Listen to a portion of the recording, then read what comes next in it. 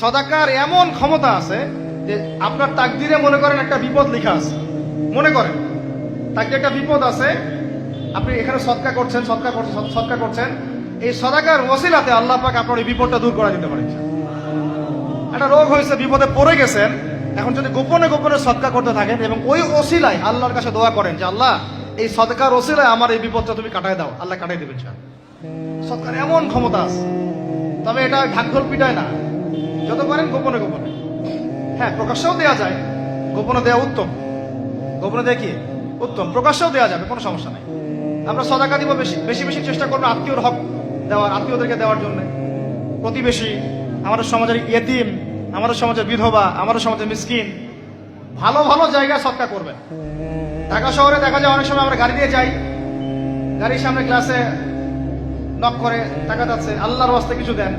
কে জানি হাদিসটা ভিক্ষুকদেরকে শিখাইছে। কোন হাদিস জানেন? যে আল্লাহর ওয়াস্তে কারো কাছে কিছু চাইলে ফিরাইতে হয় না। আল্লাহর ওয়াস্তে যদি কেউ আপনার কাছে কিছু চায়, আল্লাহর ওয়াস্তে ভাই আপনার কাছে আমি 10টা টাকা চাচ্ছি, থাকলে দেন, তাহলে এটা ফিরাইতে হয় না। বেচারা আল্লাহর ওয়াস্তে চাইছে, আমি ফিরাবো কেন? আল্লাহর দোহাই দিছে। তো প্রত্যেকটা ভিক্ষুক দেখবেন চায় আল্লাহর ওয়াস্তে দেন, সেটা নিয়ে গাঁজা খাক আর কি করে করবো, আল্লাহর ওয়াস্তেই চাচ্ছে। অনেক সময় দেখা যায় অনেক ভিক্ষুকের ফ্ল্যাট আছে ঢাকায়, কি আছে, আর আমরা ভালো থাকি, যারা দেই তারা ভালো থাকি, হয় ভিক্ষুকের ফ্ল্যাট আছে। সুবহানাল্লাহ।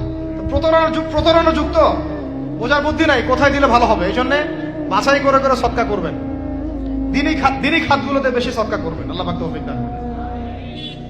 আর সবচেয়ে ভালো হয়, আমার পরামর্শ, সবচেয়ে ভালো হচ্ছে আত্মীয়দেরকে দিবেন। এখানে আপনি দুইজন নাকি পাবেন, কয়টা?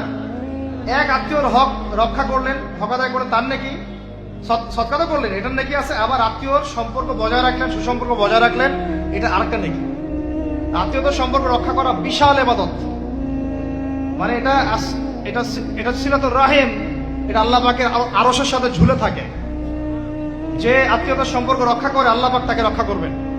আত্মীয়তার সম্পর্ক যদি নষ্ট করে দেয় আল্লাহ পাক এই কেটে ফেলবেন। এটা আত্মীয়তার সম্পর্ক নষ্ট করতে হয় না। আত্মীয়তার সম্পর্ক নষ্টকারী জান্নাতে যায় না। লা ইয়াদখুলুল জান্নাতা কাতিউর রাহমি, মানে আত্মীয়তার সম্পর্ক, রক্তের সম্পর্ক যারা কাতি মানে কেটে ফেলে তারা জান্নাতে যাবে না। তো প্রিয় ভাইরা, আমরা আত্মীয়তার সম্পর্ক রক্ষা করবো ইনশাআল্লাহ। আর আত্মীয়দের মধ্যে সবাই একরকম হয় না, এক এক মানুষ এক এক বুঝেন। কেউ হয়তো আল্ট্রা মডার্ন, কেউ এক্সট্রা অর্ডিনারি মডার্ন, ঠিক আছে, কেউ দিনের ধার কাছেও নাই, কেউ নাস্তিক, এরকম আছে তো নাকি? তা আপনি সৌজন্যমূলক সম্পর্ক বজায় রাখবেন, সালাম কালাম বিনিময়ে আসলে মেহমানদারি করা, সৌজন্যমূলক সম্পর্ক কি করবেন? বজায় রাখবেন। আল্লাহ পাক আমাদেরকে বোঝার তৌফিক দান করুন।